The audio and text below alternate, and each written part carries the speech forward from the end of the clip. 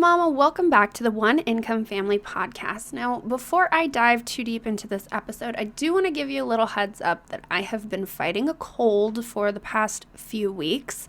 So I don't exactly have the same amount of energy that I normally do. So I'm going to apologize in advance if I don't sound as great during this episode.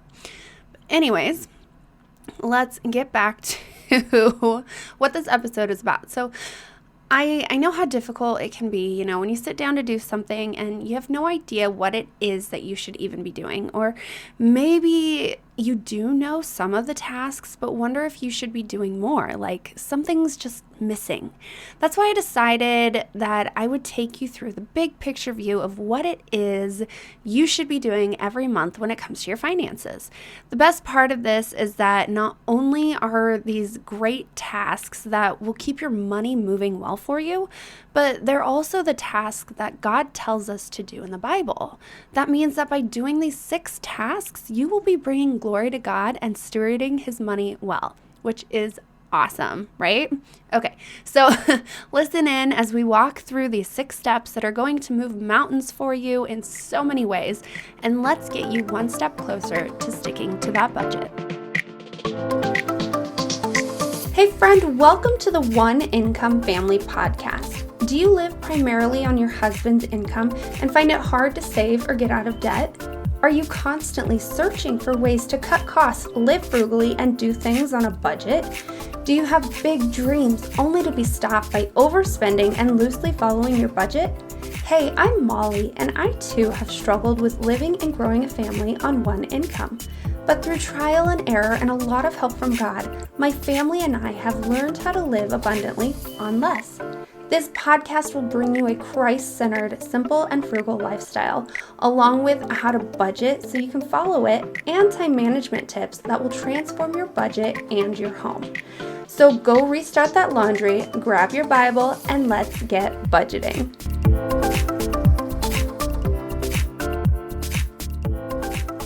How often do you find yourself throwing away the plan all because you struggle to stick to your budget? You're not alone. I've done that so many times at the beginning of my one income journey. My desires right there in that moment won out against my better judgment, and all it took was one slip up for me to throw caution to the wind and give up on my budget. This left us in a pile of stress and overwhelm trying to make it through to the next paycheck because yes, we lived paycheck to paycheck and it felt impossible. But you don't have to go through that like I did. I want to introduce you to my new offer, the Budget Edit.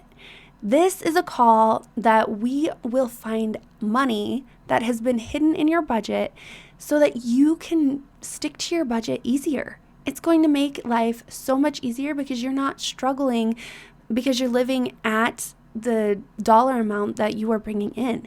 This is going to open your eyes to where some of that money has been hidden already in your budget.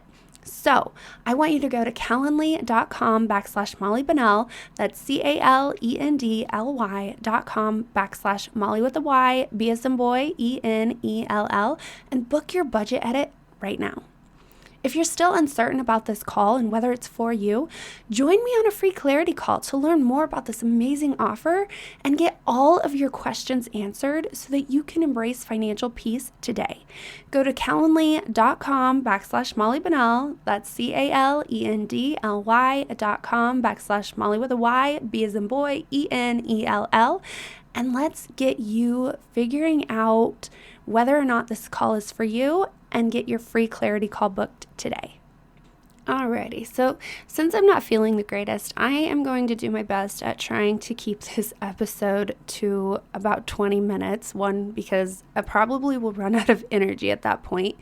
And 2, it's just, I think you'll enjoy it better. You'll get more information in a smaller amount of time and not have to listen to me rant on and on, right? Okay, so this episode, it's titled 6 money management tasks you should be doing every month. So I got this idea because, I was looking at everything and going, when I sit down to do something, I know sometimes I'm like, well, do I know what I should be doing? Am I doing the right things? And I just have all these questions running through my brain. So I just thought, well, maybe this is something you guys would like to know. You would like to know, what tasks you should be doing. And like I said in the introduction, the great thing about these tasks that I have laid out for you is that they are in the Bible. No, I don't have a Bible verse for every single one like I have in the past. So definitely do your homework and look into it yourself if you want more proof behind it being in the Bible. And I always suggest that. Even if somebody does give you Bible verses and says that something's from God, you should definitely be looking it up, no matter if you trust that person or not, because they can always give you sometimes a mixed message or be off on a message and not intentionally do it. But, sometimes people just think of things, or maybe the interpretation to you it just got a little skewed and wasn't exactly what the Bible was actually trying to get to. So that is why I just want to give a little disclaimer there that you should always be looking excuse me, I'm sorry about that. You should always be looking at your Bible and seeing what God is actually saying about this. So as I am going through these tips, you should definitely be writing them down so that you can look into the Bible about each topic and learn more about it. That would be a great thing to do to build your money management system, to build your knowledge in the word of the Lord, to build your relationship with God. There's so many great things that are going on there if you just write these things down and then go look into it in the Bible. It's really going to help you out in so many ways. So the first thing that I want to talk about, the first tip that I want you, or task, that's what I'm trying to say, the first task that you should always be doing, and you're probably like, yes, I know, and I don't like to do it because, I'm right there with you, but that's knowing where your money's going, which essentially is tracking your finances. You should know where your money is going. You should know, where you spent your last $10 or $20, or maybe it was a big purchase before that. You should always know that if you have a subscription that's going out, or something that you paid for, whether or not it's coming in and out of your money, you should know how much money is coming in and where your money is going out, so that when you go to create a budget, you know how to create that budget. It gives you an idea of how much to put towards expenses, to put towards each category that you have laid out. That is why it's so important to know where your money is going. And if you don't know where your money is going, I know that I personally, I pretty much know where every single dollar is going, even though I don't do that great at tracking my finances. But that's because I have tracked my finances so much in the past, and things really haven't changed, that I haven't needed to really get into that. Yes, I'm going to really get into that more so that I can share that with you of what my process is.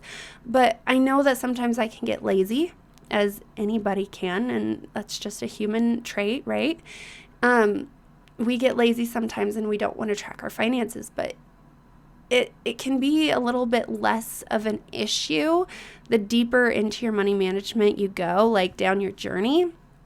But if you're at the beginning and you don't know how much money you generally spend at the grocery store, or you don't know how much money you generally spend going out to eat or to your gas, then you need to sit down and start tracking that so that you do have an idea when it comes to creating your budget as to how much needs to be put in there.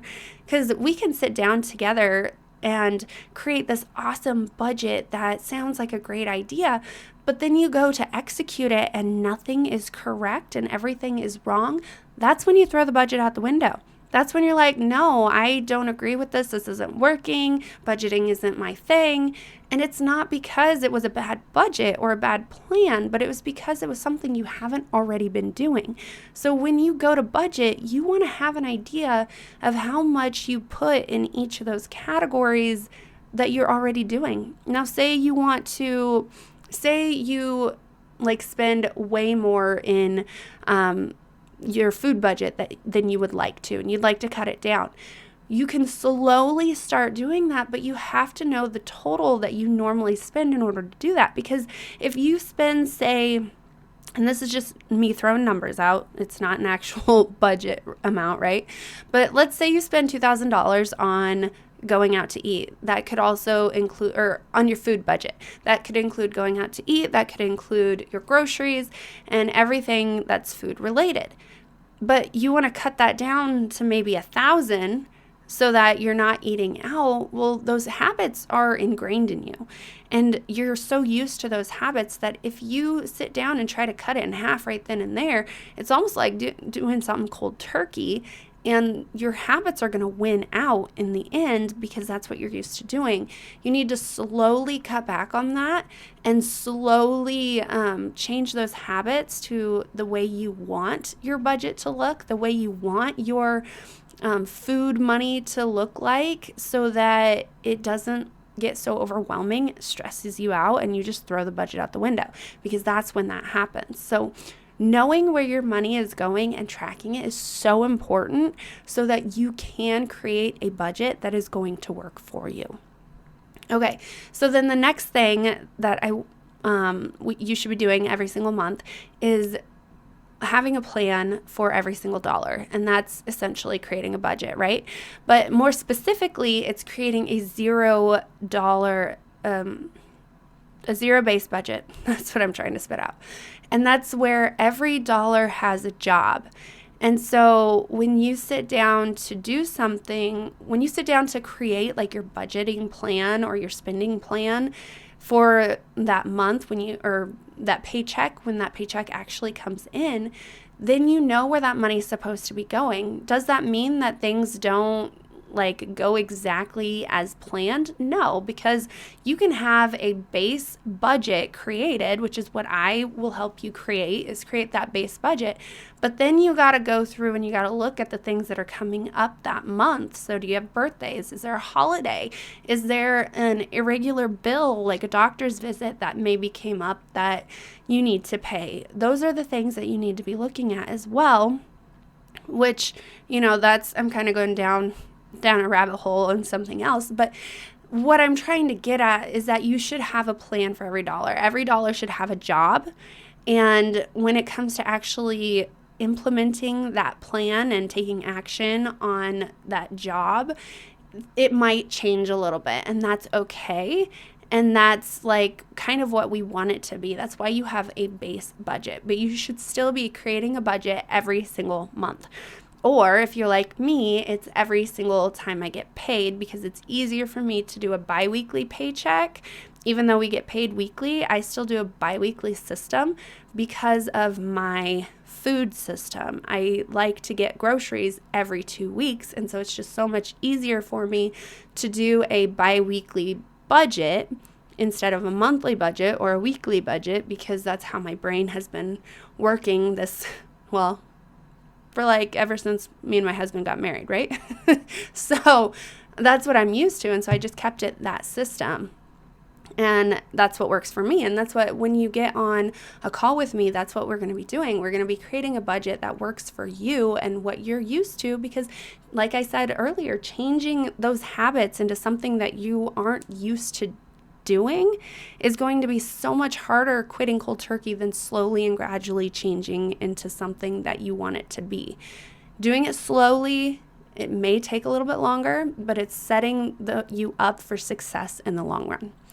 Okay, the third thing you should be doing every single month is saving for your future.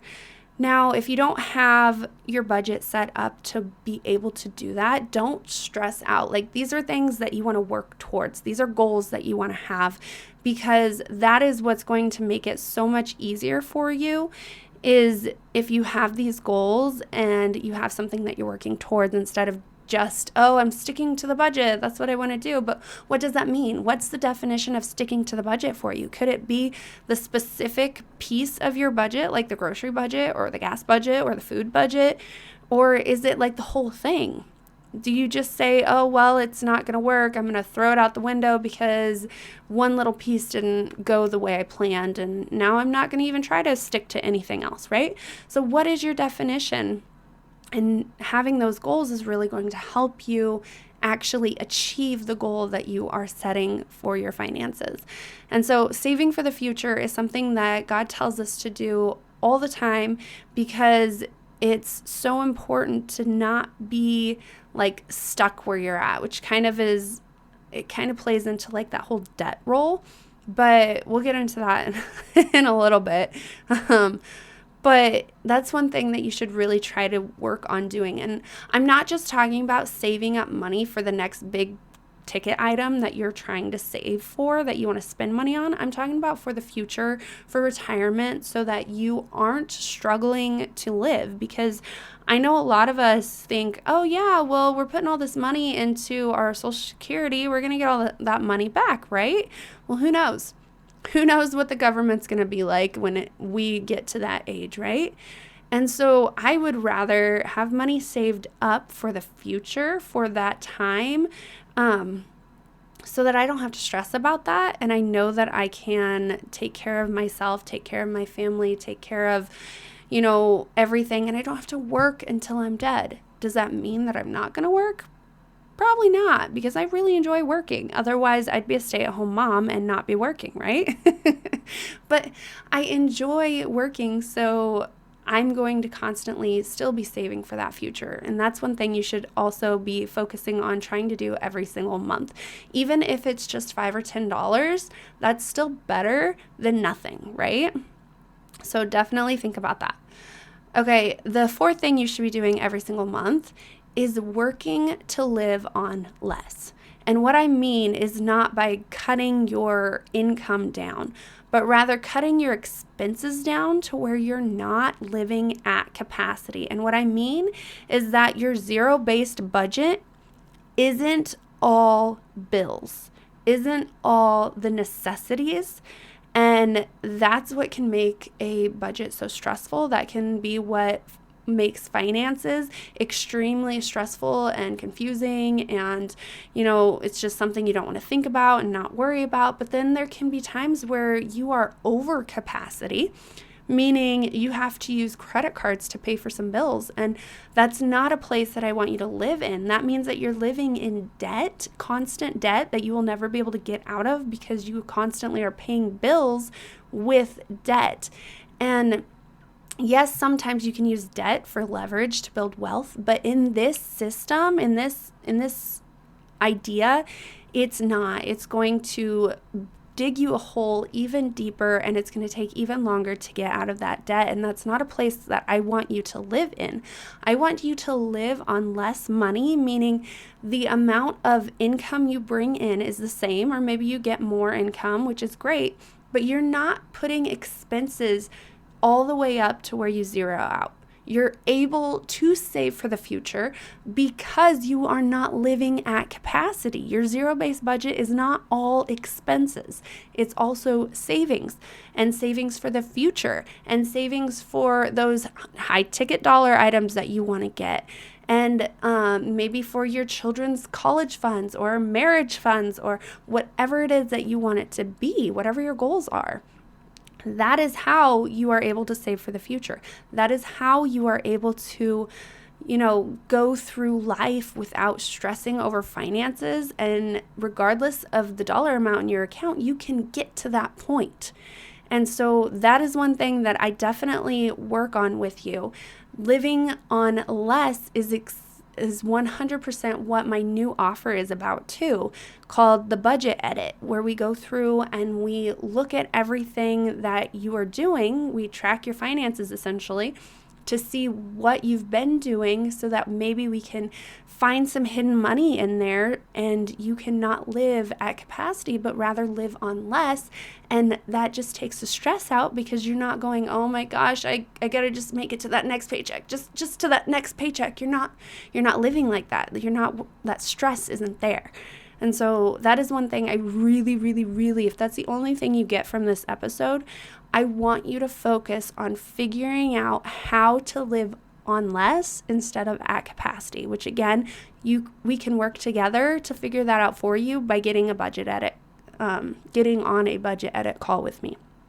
The fifth thing that I want you to do, and again, this is another thing you have to work towards, but it's something you should still be focusing on every single month, is staying out of, if you're not in it already, or getting out of debt. Because I wish I would have wrote this episode down, the Bible verse down. But there are so many Bible verses out there about debt that God's just like, no, stay out of it, because when you get into debt, then you are at the mercy of the loan. You're at the mercy of that person, because you can't save for the future. You can't buy groceries. You can't pay those bills, because that debt has to be paid or things go downhill, right? That debt controls every aspect of your finances, and that's not something that we want. Now, there are people out there who say that you can use debt to build financial wealth, right? But right now, at this stage, until you learn how to manage your money correctly, that's not something you should be thinking of, because it's not something that's really going to help you. It's going to pull you under until you learn how to actually manage your finances.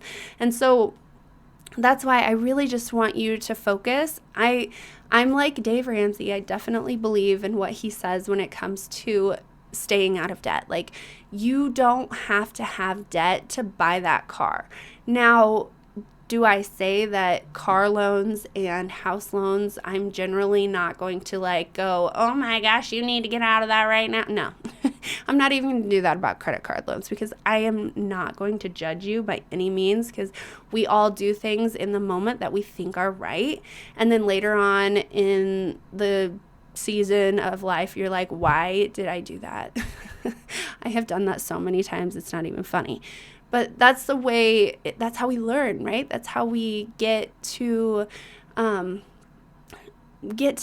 better at what it is that we're trying to do. And so I just really want you every month to focus on either getting out of debt or trying really hard to stay out of debt, meaning save up for that thing that you want to buy. Save up for the car. Yeah, it might take about 5 years, but think about this. You could sit there and save up a whole bunch of money, do a normal paycheck to yourself of what it costs to pay or to buy whatever vehicle you want. And let's see, a normal car loan is about 6 years. So if you take that 6 years, make that payment to yourself, all that interest isn't going to that bank, it's going to you, and you're going to save up for that faster. So instead of 6 years, it may only take you 3 years to save up for that car, making that actual payment that you would for that car. And you're going to get the car quicker. You're going to spend less money on it because you're not paying that interest. And it's going to feel so good when you do it that way. Does that mean that there are situations where you need to get a loan because you don't have the funds to be able to do that, or there was an accident and you need a vehicle? There are situations like that all the time. But if you can save up for it, then I challenge you to save up for it. Okay, and then the sixth thing, it's more of a mindset thing, but I want you to find ways to give money away. That can be a hard thing to do. I know. I've been there. I'm still there. But it's going to change you in so many ways. It's going to make it so that money isn't your idol, because you're able to just free will, just throw that money at a situation that you find where somebody needs help, right? It's going to change your mindset about money to where it's not all about the money, but rather about the situation, about the people, and that God will provide if there's a situation where you need money when you gave money away, right? It will help you to be more willing to do what has to be done with your money, because, it can be really tough sometimes to make those payments, like the debt payments, when you're like, oh, I really want to pay down this note and get it paid off in a lot shorter of a time. But at the end of that cycle, when you have this extra leftover money, it's like, I don't want to give it away. I don't want to do that. I don't want to I want to spend it on whatever I want to spend it on, right? I've done that. I've felt that. I know what it feels like. And if you find ways to give your money away and work on changing that mindset, then your money is no longer going to control you. It's not going to be your idol. It's not going to be something that you run to for safety. It's going to break that relationship to where it's just a tool instead of like a person. Because we sometimes look to money as if it was a living, breathing person. We look to it for safety. We look to it for joy. We look to it for helping out in a situation where we're not sure of what to do. We go to it when we try to make decisions. Like that's not a thought that we want to have. We want to take all that stuff to God or to our husband or to other people who are in our circle that can actually help us and help us make the right decision instead of what just can financially be done, because sometimes the financial answer is not always the right answer. And so I really challenge you to be more generous, to find ways to give money away so that you can work on breaking that connection with money to where it's in control of you and it's your idol. And if you work on that every single month and you find a way to do that, it's going to make leaps and bounds difference in your life. And that's what I want for you. So to recap everything that I went over, the 6 tasks that you should be doing every month is tracking your finances, so knowing where your money's going, creating a budget, which those 2 are given, looking for ways to save for the future, living on less and not at capacity, which is so important, figuring out how to stay out or get out of debt, and then being generous with your money, looking for ways to give it away so that you can break that hold that it has on you. So I really hope that this episode has, opened your eyes to, one, the way God wants us to handle our finances, but also to all of the ways that possibly could be holding us back from doing the things that we need to do. And just finding ways to live on less, to be generous so that we can change our mindset, we can change our habits, and find healthier ones for us that are going to make our lives so much happier, so much better, and really fruitful, not only for ourselves, but for everyone whose lives we touch. And I really want you to know that this is something that I can do for you. This is something that I can help you with. I can help you start with the first step here, which is knowing where your money is going, because that's what my new offer is that I'm super excited to introduce to you, which again, it's called the Budget Edit. And during this budget edit, we are going to search through your finances, through your expenses, and find hidden money that's in your budget, making it easier for you to stick to your budget. So go to calendly.com/Molly Bunnell and book your budget edit call today. But if you're still uncertain if this call is for you, then join me on a free clarity call so that you can learn more about this amazing offer and get all of your questions answered so that you can embrace financial peace. So go to calendly.com/Molly Bunnell. That's calendly.com/Molly with a Y, B as in boy, ENELL. And I will see you next week right back here on the One Income Family Podcast. Hey friend, I hope you enjoyed today's episode, and I pray that it inspired you into action. If so, would you take 30 seconds and share it with that friend who also lives on one income and wants to learn how to live abundantly on less? Also, please leave a quick review for the show. It lights me up to know this podcast is helping you, and it helps get the show out there to other mamas in need.